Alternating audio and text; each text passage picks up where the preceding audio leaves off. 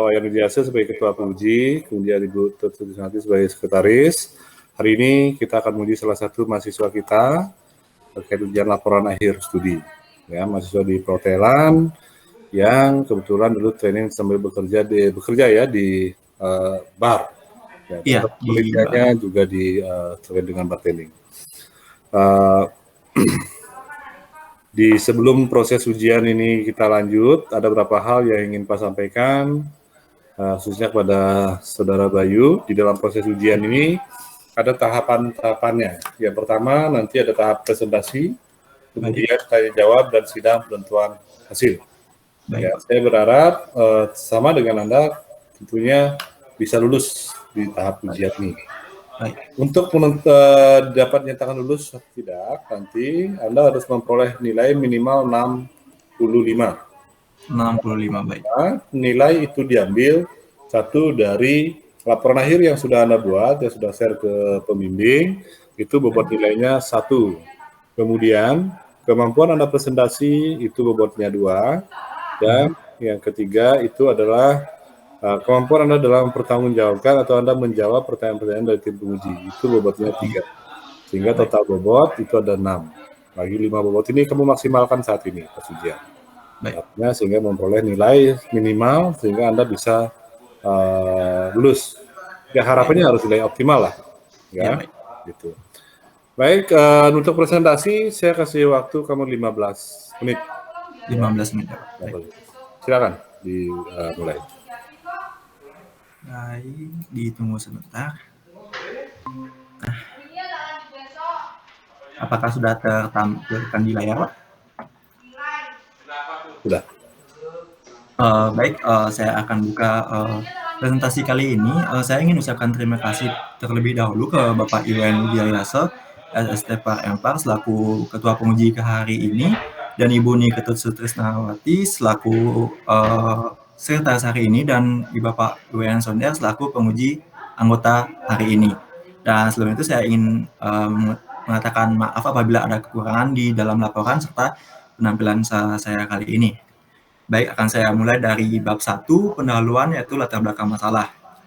Seperti yang kita ketahui, pariwisata kali ini di Indonesia, khususnya di Bali, sedang mengalami keterpurukan akibat dari COVID-19 yang baru masuk ke Indonesia pada awal tahun 2020 sampai saat ini.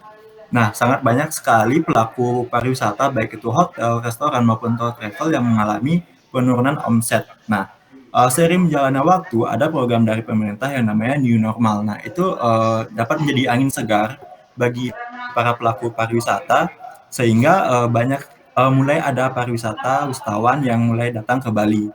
Nah, wisatawan yang datang ke Bali tidak hanya mencari hotel tentunya, pasti ada juga yang mencari restoran untuk makan dan minum.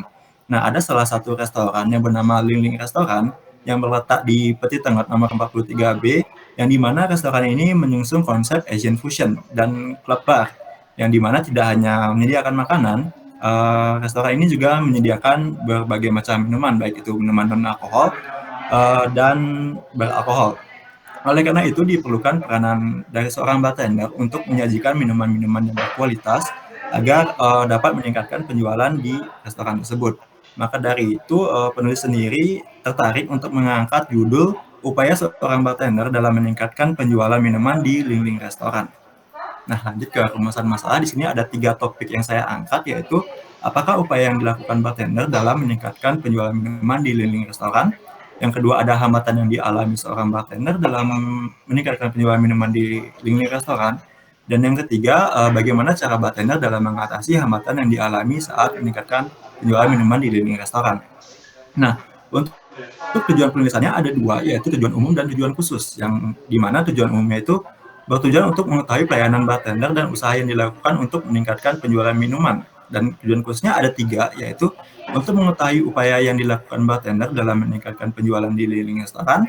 Yang kedua, untuk mengetahui hambatannya apa saja. Dan yang ketiga, untuk mengetahui cara mengatasi hambatan-hambatan tersebut. Nah, untuk manfaat penelitiannya ada 3, ada bagi peneliti, bagi lembaga pendidikan, dan bagi industri. Bagi peneliti adalah salah satu syarat untuk kelulusan di jenjang pendidikan diploma 3 di Akademi Akbar Denpasar, dan juga untuk menambah wawasan ilmu di bidang kepariwisataan ini. Nah, ada juga manfaat bagi lembaga pendidikan, yaitu uh, untuk mengetahui sampai sejauh mana pemahaman mahasiswa atau mahasiswinya dalam ilmu pariwisata, dan juga diharapkan laporan ini dapat menjadi sumber referensi untuk adik-adik lainnya yang akan segera menyusun laporan. Nah, untuk bagi industri itu diharapkan laporan ini dapat menjadi sumber referensi untuk rencana peningkatan penjualan minuman di link-link restoran.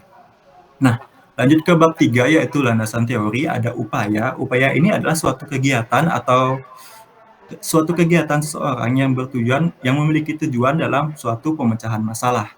Nah, bartender adalah orang yang memiliki keahlian atau teknik secara khusus dalam mengelola minuman, baik itu minuman beralkohol atau non-alkohol yang bertujuan untuk memuaskan dahaga para tamu. Lalu di sini ada meningkatkan ada suatu proses di mana seseorang berusaha untuk menambah suatu nilai, baik itu nilai di bidang jasa, produk, atau hal lainnya. Lalu ada penjualan. Penjualan ini adalah suatu kegiatan di mana seorang produsen berusaha untuk memenuhi kebutuhan konsumen yang di mana pada akhirnya terjadi suatu proses barter atau transaksi jual beli yang di mana digunakannya baik itu digunakan mata uang ataupun produk jasa atau barang. Lalu di sini ada minuman. Minuman itu adalah segala hal benda cair yang kita masukkan ke dalam tubuh yang bertujuan untuk melepas dahaga. Untuk minuman tersendiri ada dua kelompoknya, ada minuman non-alkohol dan beralkohol. Yang non-alkohol itu contohnya seperti teh, kopi, susu, dan air putih. Yang beralkohol contohnya seperti bir, wine, dan spirit. Nah, yang terakhir ada restoran. Restoran itu adalah sebuah bangunan yang dikelola secara komersil yang bertujuan untuk mendapatkan suatu keuntungan atau laba. Nah, keuntungan atau laba ini diperoleh dari menjual produk jasa dan makanan dan minuman. Nah, lanjut ke bab 3 yaitu metode penelitian. Penelitian ini dilakukan di link-link restoran, tepatnya di Jalan Peti Tengah nomor 43B, Kuta Utara, yang dimana saya melakukan penelitian ini dimulai dari 1 Januari 2020 sampai 1 April 2020. Nah, objek yang saya teliti adalah upaya seorang bartender dalam meningkatkan penjualan minuman di link restoran. Nah, untuk sumber datanya ada dua data primer dan data sekunder. Data primer ini adalah data yang saya dapatkan dari hasil bekerja di sana selama beberapa bulan, maka didapatkan data-data primernya. Dan untuk data sekunder ini adalah data yang saya dapatkan dari laporan yang telah selesai seperti dokumen atau dari internet, dari laporan lainnya yang saya coba untuk teliti, lalu datanya saya coba masukkan ke penelitian saya. Lalu ada teknik pengumpulan datanya, ada yang saya gunakan, ada 3 yaitu observasi. Observasi adalah teknik pengumpulan data yang saya lakukan secara observasi di tempat kerja secara langsung, dan juga ada wawancara. Wawancara ini saya mewawancarai Bapak Edi Ambara, yaitu selaku head bartender di sana. Saya mengumpulkan data dari beliau. Dan yang terakhir adalah dari dokumen. Dokumen ini adalah dokumentasi yang saya catat, lalu saya kumpulkan catatan tersebut, lalu tersimpulnya data yang saya masukkan ke hasil penelitian ini. Lalu ada metode analisis data. Di sini ada metode analisis deskriptif yang dimana data-data tersebut saya gambarkan, lalu saya rinci, lalu ketemu hasil secara umumnya. Baik, lanjut ke bab 4, ada hasil dan pembahasan. Di sini saya singgung dikit tentang sejarah Liling Restoran. Liling Restoran ini dibangun dari tahun 2016 dan resmi bekerja di tahun 2018, berlokasi di Peti Tengah. Dan owner dari restoran ini adalah James Peter Foley, yang berasal dari Australia, bersama rekan-rekannya. Untuk restoran ini bertemakan konsep Asian Fusion dan Club Bar. Lanjut, restoran ini tentu saja memiliki visi dan misi. Visinya adalah untuk menjadi restoran yang terkemuka di daerah Peti Tengah pada khususnya, dan di Bali pada umumnya. Nah, untuk misinya ada 5 yang disebut 5M. M yang pertama itu adalah menjaga serta meningkatkan pelayanan dan rasa makanan terhadap konsumen. Yang kedua ada meningkatkan kepercayaan konsumen. Yang ketiga ada meningkatkan omset setiap bulannya. Yang keempat ada meningkatkan kualitas sumber daya manusia atau staf dari Liling Restoran tersebut. Yang keenam adalah menjaga kesehatan serta keselamatan staf dan konsumen di Liling Restoran. Nah, berikut ada logo Liling Restorannya. Baik, lanjut ke fasilitas yang dimiliki Linling Restoran. Nah, Linling Restoran memiliki 3 area makan. Yang pertama ada area depan, area tengah, dan area belakang. Dapat dilihat secara langsung di ketiga area ini terdapat ada kursi, meja untuk para tamu menikmati makanan dan hidangannya. Nah, untuk bar sendiri ada 2 di restoran ini, ada bar depan dan, bar belakang, yang di mana setiap barnya lengkap memiliki bar display, bar station, dan bar counter. Nah, bar counter ini biasanya para tamu sering duduk di sana untuk bercengkrama dengan teman-temannya ataupun dengan bartender sendiri. Nah, untuk, fasilitas penunjang lainnya, di sini ada mini golf, pingpong, football table game, dan biliar. Nah, untuk, beberapa fasilitas penunjang ini tidak berada di Lini Restoran, lebih tepatnya ada di Shooters Bali. Shooters Bali itu adalah cabang kedua dari Lini Restoran. Jadi ketika tamu ingin bermain, para tamu tinggal pindah ke cabang di sebelah yang Lini Restoran itu ada mini gamesnya gitu. Jadi kayak gratis dimainkan juga. Nah, selanjutnya ada struktur organisasi dari Lini Restoran. Di sini ada operasional manager corporate. Operasional manager corporate ini adalah pemimpin tertinggi di restoran yang bertugas dan bertanggung jawab dalam memimpin restoran serta membuat aturan-aturan dan menentukan kekayaan restoran ini akan digunakan untuk apa. Lalu ada restoran manager. Restoran manager ini adalah manajer yang beroperasional di restoran yang bertugas mengurusi operasional restoran, yang dimana juga beliau sebagai fasilitator antar karyawan dan memastikan karyawan bekerja sesuai dengan SOP yang ada. Nah, lalu ada waiter. Waiter bertugas dan bertanggung jawab untuk melayani tamu, baik tamu yang baru datang hingga akhir, dan menyediakan makanan, serta taking order dan memenuhi kebutuhan tamu lainnya. Lalu ada engineering. Engineering ini bertugas dan bertanggung jawab untuk menjaga serta memelihara fasilitas-fasilitas yang ada di restoran, baik itu seperti kursi, meja, dan pencahayaannya. Lalu ada admin. Admin di sini itu lebih ke kasir. Jadi admin di sini bertugas dan bertanggung jawab untuk melayani pembayaran tamu, membuat cash flow, membuat laporan harian, seperti itu tugas dari tanggung jawab dari admin.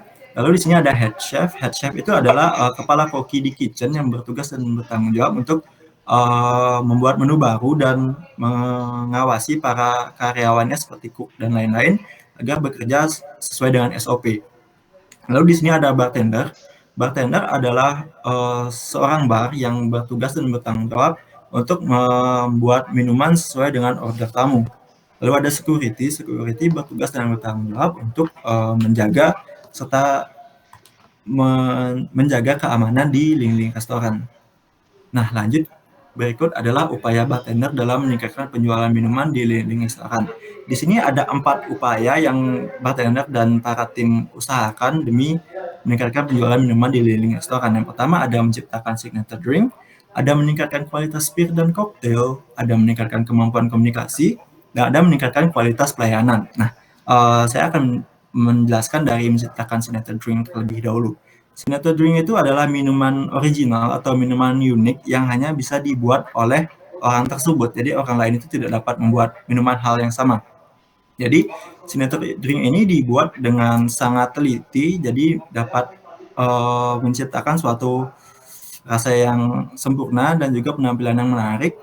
Menurut saya kenapa signature drink ini dapat meningkatkan penjualan minuman di lingkungan restoran adalah signature drink ini dapat menjadi ciri khas dari sebuah restoran tersebut. Maka ketika ada tamu ingin mencoba minuman A, dia hanya dapat mencoba minuman tersebut di lingkungan restoran. Jadi tidak mungkin menemukan minuman yang seperti ini di restoran lain. Maka dari itu minuman ini dapat mendatangkan pendatang baru atau pendatang lama hanya datang ke lingkungan restoran, tidak dapat menemukan minuman ini di tempat lain.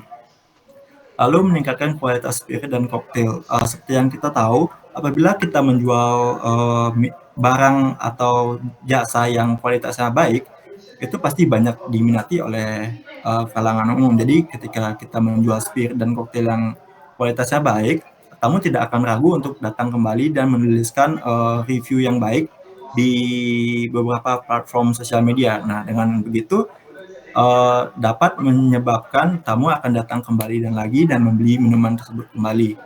Nah, lalu meningkatkan kemampuan komunikasi.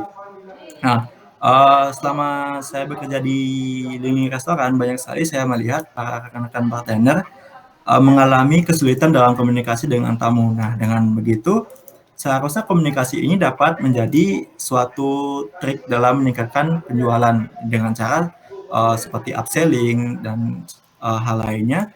Karena tamu itu datang ke bar bukan hanya untuk makan dan minum, kadang juga ada beberapa tamu yang datang untuk ditemani mengobrol atau curhat. Nah, dengan begitu, apabila komunikasi kita lancar, dapat chemistry-nya dengan para tamu, tamu mungkin saja akan datang terus untuk mengobrol dan curhat, dan secara tidak langsung penjualan pasti meningkat dengan hal itu. Lalu meningkatkan kualitas pelayanan. Nah, untuk kualitas pelayanan ini ada dua, yaitu meningkatkan kecepatan dalam membuat minuman dan juga meningkatkan skill juggling. Kenapa meningkatkan kecepatan membuat minuman? Karena apabila kita membuat minumannya lambat, itu pasti tamu akan merasa jengkel dan akan berpikir dua kali untuk datang ke restoran yang sama. Maka dari itu peningkatan kecepatan ini sangatlah penting guna membuat tamu merasa terkesan karena minumannya cepat datang, dan apa logikanya seperti ketika minuman cepat habis, maka tamu mungkin saja untuk mengorder kedua kalinya. Nah, begitu. Jadi mungkin saja penjualan dapat meningkat, dan juga meningkatkan skill juggling. Juggling itu adalah akrobatik yang dilakukan oleh seorang bartender. Maka dengan melakukan juggling, tamu yang berada di bar counter tersebut dapat terkesima. Maka dari itu, ketika tamu merasa ingin butuh hiburan dan juga butuh minuman, tidak dapat diragukan lagi, para tamu tersebut pasti akan datang ke lini restoran lagi. Nah, lanjut ada pula beberapa hambatan yang dialami dalam meningkatkan penjualan, yaitu sulitnya membuat signature drink dan sulitnya mencari kualitas spirit terbaik. Nah, ternyata membuat signature drink ini tidak semudah yang saya pikirkan. Ternyata membuat signature drink ini sangat sulit, yaitu karena dibutuhkan pengetahuan serta kreativitas yang sangat luas. Maka dari itu, soalnya terkadang ada beberapa tamu yang tiba-tiba meminta untuk dibuatkan signature drink. Nah, pada saat itu banyak sekali para bartender yang kewalahan karena tiba-tiba diminta untuk membuat signature drink. Itu dibutuhkan pengetahuan serta kreativitas yang luas agar dapat membuatnya secara langsung. Nah, di sini termasuk sebagai hambatan dalam meningkatkan penjualan. Nah, lalu sulitnya mencari kualitas spirit terbaik. Yang saya maksud di sini bukan masalah tentang harganya yang mahal atau bagaimana, karena terkadang ada beberapa minuman yang mahal tapi tidak cocok digabungkan dengan bahan-bahan lainnya. Maka dari itu, di sini sangat sulit sekali mencari kualitas spirit yang terbaik karena ada beberapa spirit yang tidak cocok dengan bahan-bahan yang ada di restoran. Nah, lanjut, apa saja sih upaya yang para bartender lakukan untuk mengatasi hambatan-hambatan tersebut? Nah, yang pertama dalam mengatasi signature drink, yang pertama para bartender mencari mentor. Mentor ini adalah para senior-senior yang telah lama berkecimpung di dunia bartender. Di sini para junior mencari mentor agar mendapatkan ilmu-ilmu baru serta diberitahu seperti apa saja yang harus dilakukan dan bahan-bahan apa saja yang cocok untuk membuat signature drink. Nah, yang kedua ada mencari inspirasi melalui forum online. Di sini para bartender mencoba mencari ide-ide baru dari Google ataupun Instagram, yang dimana resep-resepnya bisa dicoba untuk diimplementasikan agar terciptanya signature drink. Nah, yang ketiga setelah mendapatkan mentor dan cari forum online, sisanya tinggal kita mencoba untuk trial berulang-ulang agar terciptanya signature drink yang tersempurna. Nah, yang keempat adalah memahami karakteristik tamu. Untuk yang keempat ini agak sedikit sulit untuk diimplementasikan karena karakteristik tamu itu berbeda-beda. Namun tidak ada salahnya mencoba karena seperti misalnya ada tamu yang berasal dari Rusia. Nah, karakteristik orang Rusia itu minum alkoholnya adalah vodka. Jadi ketika ada tamu yang berasal dari Rusia, kita tahu signature yang harus kita buat itu berasal base-nya dari vodka. Nah, yang kelima ada berkomunikasi dengan tamu. Nah, karena poin keempat ini sangat sulit diterapkan, kayak yang lebih mudah alangkah baiknya menggunakan poin nomor 5, yaitu berkomunikasi dengan tamu. Jadi kita bertanya dengan tamu, dia inginnya minuman yang seperti apa. Nah, dengan begitu kita tahu minuman apa yang dia inginkan dan menghindari adanya komplain dari tamu. Selanjutnya, bagaimana cara mengatasi sulitnya mencari kualitas spirit terbaik? Yaitu dengan cara setiap paginya ketika restoran buka, kami para bartender selalu melakukan yang namanya testing. Jadi setiap pagi kami selalu membuat beberapa koktail minuman, lalu kami mencobanya. Setelah dicoba kami akan mencatat apa saja yang kurang, apa saja yang kelebihan. Jadi dengan catatan tersebut kita dapat menarik kesimpulan apa saja yang perlu kita cari. Nah, setelah mendapatkan kesimpulan tersebut, kita akan mendatangkan spirit-spirit baru agar menemukan bahan-bahan yang sesuai untuk membuat signature drink. Nah, sekian berikut contoh signature drink yang telah saya dan rekan bartender buat. Ada 3 signature drink yang telah rilis di menu, ada Miyabi, ada Pasha, dan Aperol Spritz. Nah, baik Bayu, ya, Pak. karena waktu ya, Ya, Pak. waktunya sudah lewat 15 menit, mungkin untuk presentasi dicukupkan. Baik, Pak. Kita akan lanjut ke sesi selanjutnya, yaitu sesi tanya jawab. Baik, Pak. Kamu ada pegang laporan yang